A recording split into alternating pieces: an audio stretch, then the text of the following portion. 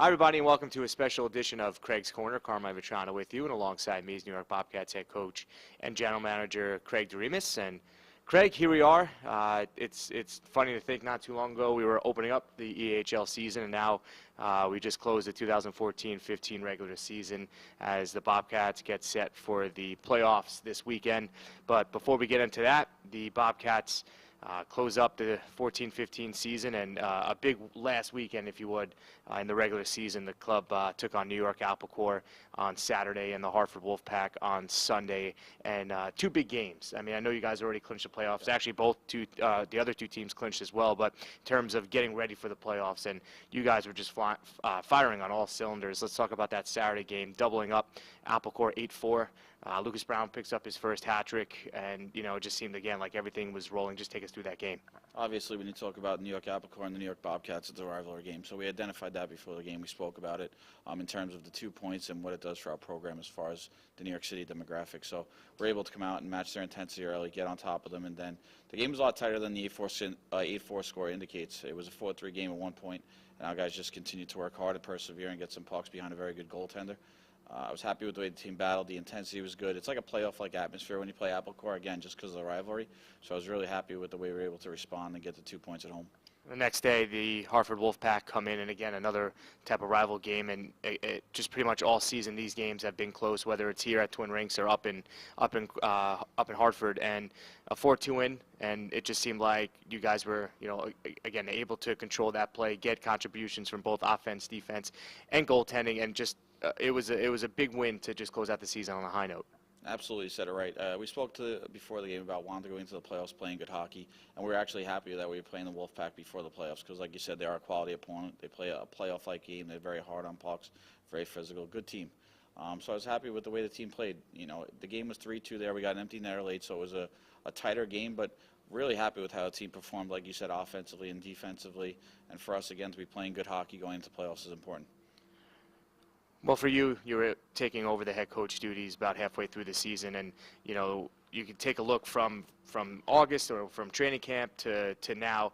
There were ups and downs, and being around the game, you've seen that pretty much at any level, and every team goes through it. But for you, when you took over that team in December, it just seemed like there was a lot more positives than negatives. I mean, what do you think it was that just brought into this locker room here for the guys to click and really go on a run here in that second half?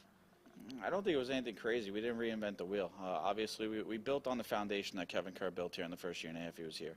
And I don't want to lose sight of what Kevin added to our program. But we came in, we definitely changed some stuff systematically, but the guys responded to it well. Myself, along with assistant coach Bobby Dorico, identified some areas of the game that we felt we needed to really focus on and improve on, and I think our guys did a good job of responding to that relatively quickly. And anytime you can win after a change like that, it helps because it helps change the culture. Kids believe in what you're doing. I think that, at the end of the day, was the most important thing for us. We had some success early on, and it led to going into the holiday break. The guys felt good about their game, and they came back hell-bent on being one of the best teams in the EHL in the second half of the season. And I think they did that. They did a really good job, and I'm really happy and confident with our group going into the playoffs. How important was it? I know we talked about it for quite some time during these episodes. I mean, at one point you had the Corey Kennedys and C.J. Totillos leading the way, but now you take a look at the contributions of a guy like a Tyler Peters and a Brent Johnson, even in Ian Harris. Guys have been stepping up and seeing their total points go up into the high 20s. At one point it was in the low teens, and I'm probably missing a couple more, but most of these guys have really, came on in that latter part of the season, like you were saying. How important is that just to get it from pretty much all the forwards, not just the two or three? I think it's important when you look at any successful hockey team, there's contributions up and down the lineup, and that's something we saw early on. Like you said, we're definitely more of a top-heavy team early on, and we knew that wouldn't bode well for us because eventually guys are going to have bad days. Guys are going to get matched up against defensively, whether it's a defensive pair or a defensive unit up front, and guys are going to slow down their scoring. Teams are going to figure out ways to stop guys once they get them on film.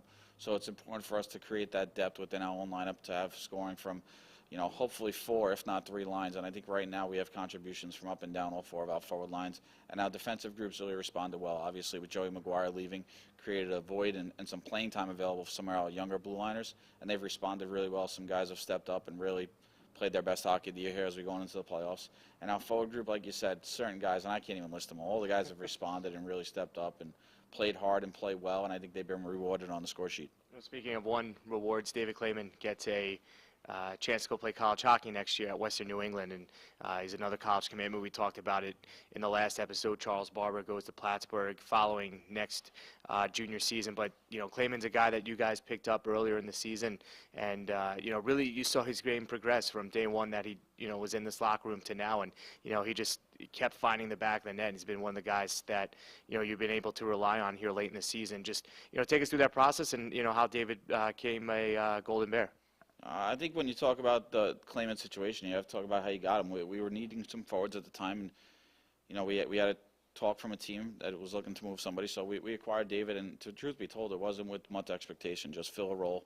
And we sat down with him, and we treated him like a man from day one. Told him, we can help him achieve everything what he wants, but ultimately it's on him.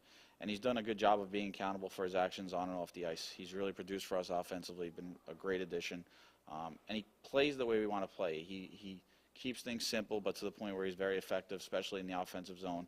He's worked hard to improve his defensive zone play and his shot blocking ability. So he brings that. And again, he's a younger guy, but he plays an older game. He's mature, low maintenance. You don't need to coddle him. Don't need to tell him what he did right and did wrong every day. He's really responded well to our coaching style. And again, we couldn't be happier that he's obviously going to get to continue his career as a Golden Bear at Western New England, like you had mentioned. They're getting a quality hockey player, but an even better person. Well, here we are. The playoffs start up this weekend, and through it all, you guys wind up with the East Coast Wizards, an expansion team. However, you take a look at their record, and they finished in second place in the AHL Boston division, a game above 500. They have some guys that could find the back of the net. They have some solid goaltending as well. But let's just quickly go back to last year. The captain Joe Kahuli, pretty much put the team on his back in the first round against the Boston Junior Rangers and carried you guys into the quarterfinals, eventually getting swept by the Boston Bandits. But you take a look inside this locker room. Are you expecting maybe that one or two guy to step up, or is this going to be pretty much all hands on deck before game one on Saturday? I definitely think we looked for this to be an all-hands-on-deck type series. Again, we just talked about the sum of our parts. We're truly a team. East Coast is a good team. They're very well coached. Freddie Meyer does a great job with their group. They're strong from the back line out. You talked about their goaltending and their defense. One of the few teams that has a defenseman as their leading scorer. So we respect that, and their group up front works hard, and they're very well coached. They have a system that they play, and they do it very well. When you talk about veteran leadership and guys stepping up, we expect it from everybody in the room. Different guys have different things to play for, whether it's pride, an NCAA opportunity, a USHL, or next level opportunity. Every guy kind of has what they want to play for, and everyone wants to stay together for as long as they can. But we made a late season acquisition that's really changed the dynamic for our room, and he's a kid who's had a lot of success in the playoffs. He plays the game the right way, hard, simple, and very effective. And that's Sean Gargan. Sean returned to us after a one-year hiatus, and he's really changed the dynamic of our locker room here late in the season. And I look for him to be one of the leaders, both in the dressing room and on the ice. And I think he's going to surprise a lot of people with his success on the ice. Craig, one final question before we wrap things up here on Craig's Corner.